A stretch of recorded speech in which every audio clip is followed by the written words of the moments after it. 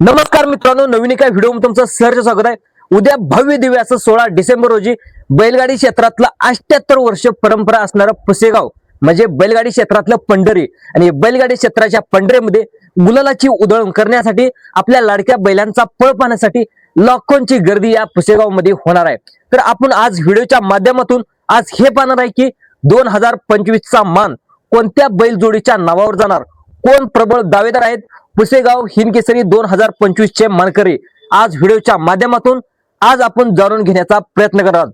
तर कोणकोणत्या अशा बैलजोड्या आहेत की 2025 च्या उद्याचे म्हणजे 2025 सालचे प्रथम क्रमांकाचा हिंदकेसरीचा मान पुसेगावचा मान त्यांच्यावरती नाव जाईल। त्यांचा परफॉर्मन्स कसा आहे म्हणजे चालू वर्षाचा परफॉर्मन्स कसा आहे, ते प्रबळ दावर का आहेत, आज या व्हिडिओच्या माध्यमातून सविस्तर जाणून घेण्याचा प्रयत्न करणार आहोत। नमस्कार, मी संभाजी, तुम्ही पाहताय संभाजी अर्जुन तुराय। तर युट्यूब चॅनलवरती प्रथम तुम्ही नवीन आला असाल तर चॅनलला फ्री एक लाईकचं बटन दिसतं, ते एक लाईकचं बटन दाबून घ्या आणि चॅनलवर नवीन असलाल तर सबस्क्राईब करायला देखील तुम्ही विसरू नका।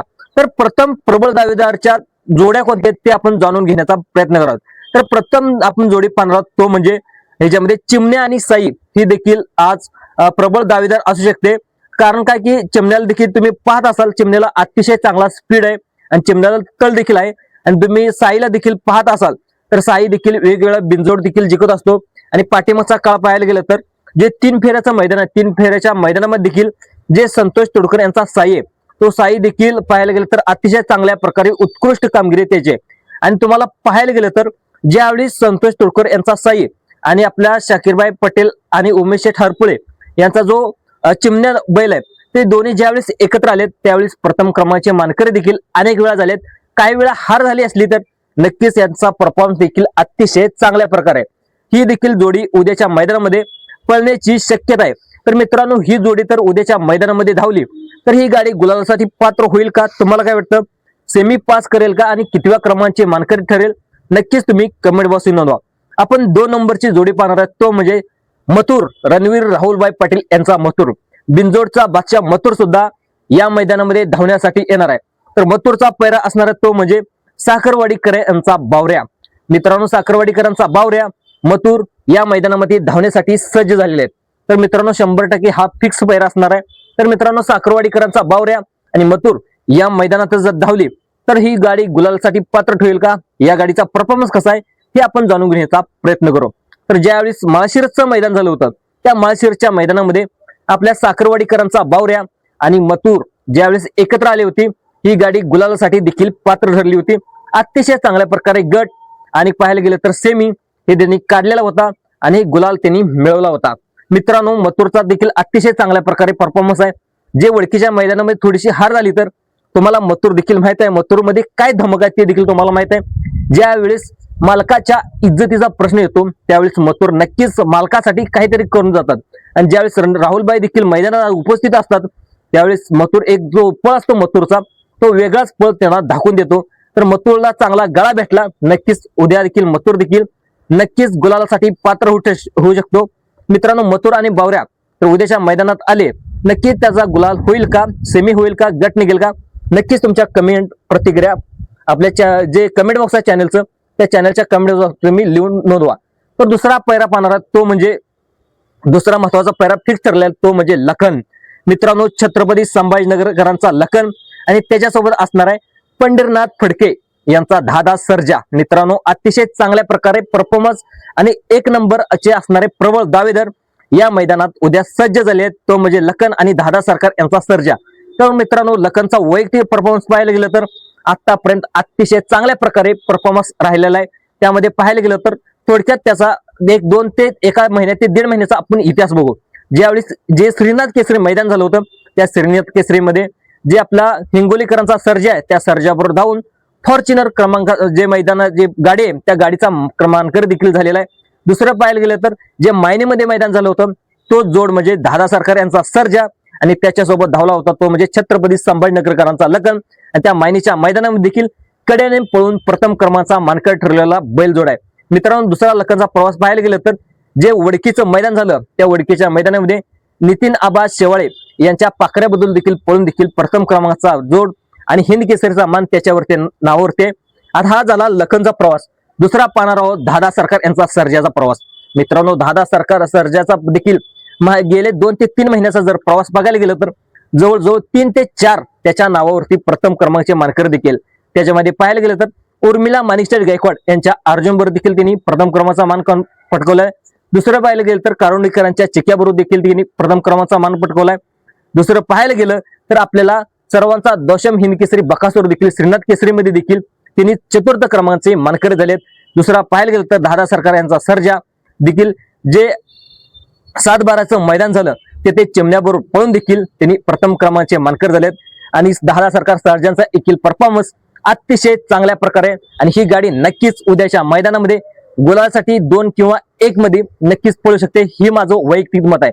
तर मित्रांनो लखन आणि सर्जा उद्याच्या मैदानामध्ये सेमी पात्र झाली तर ही गाडी कितव्या क्रमांकाचे मानकरी होईल नक्कीच तुम्हाला काय वाटतं नक्कीच तुमच्या प्रतिक्रिया कमेंट मध्ये नोंदवायला विसरू नका.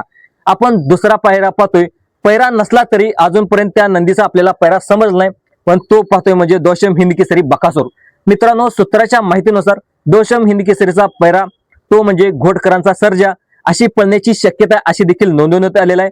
पण मित्रांनो बकासूर पाहायला गेलं तर कधीच आपण एखाद्या समुद्राच्या लाटेचा अंदाज लावू शकतो, पण आपल्या बकासूरचा अंदाज कधीच लावू शकत नाही.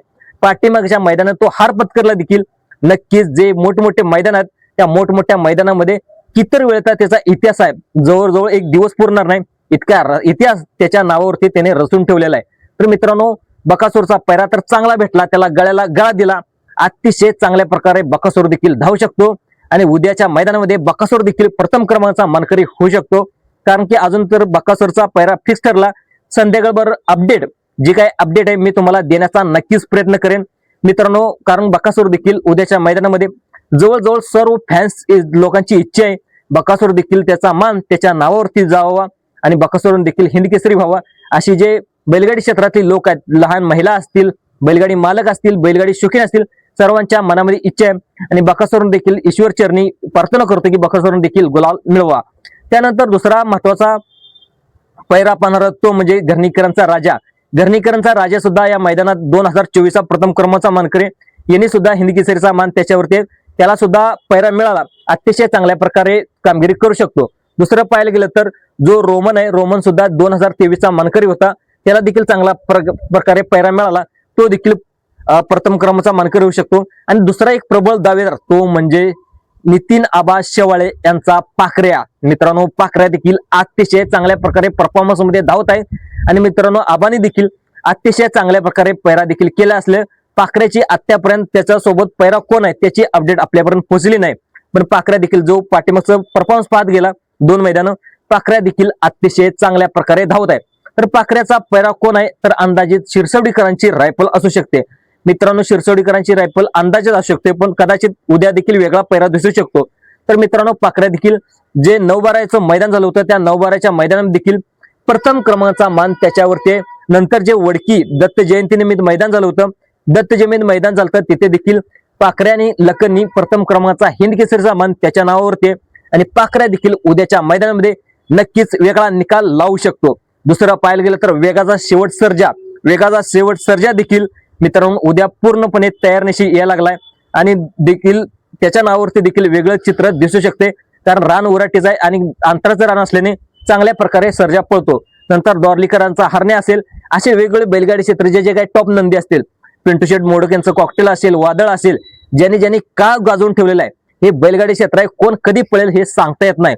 त्यामुळं जे प्रबळ दावेर आहेत ते मी फक्त अंदाज व्यक्त केलेत. याच्या व्यतिरिक्त जे नवीन चेहरे आहेत, नवीन चेहरा देखील हिंद केसरी मैदानामध्ये प्रथम क्रमांकाचा मान देखील पटकावू शकतो. कारण हे बैल आजचा दिवस कोणाचा नसतो, कोणाच्या नावावरती दिवस आहे, त्याच्या नावावरती सेवागिरी महाराजांचा म्हणजे आशीर्वाद पाहिजे आणि ज्याच्या नावावरती सेवागिरी महाराजांचा आशीर्वाद आहे तो उद्या नक्कीच 2025चा मानकरी ठरू शकतो. मित्रांनो हा व्हिडिओ आवडल्यास जे आपलं संभाजी अर्जुनपुरा युट्यूब चॅनल आहे त्या युट्यूब चॅनलला सबस्क्राईब देखील करायला विसरू नका. धन्यवाद.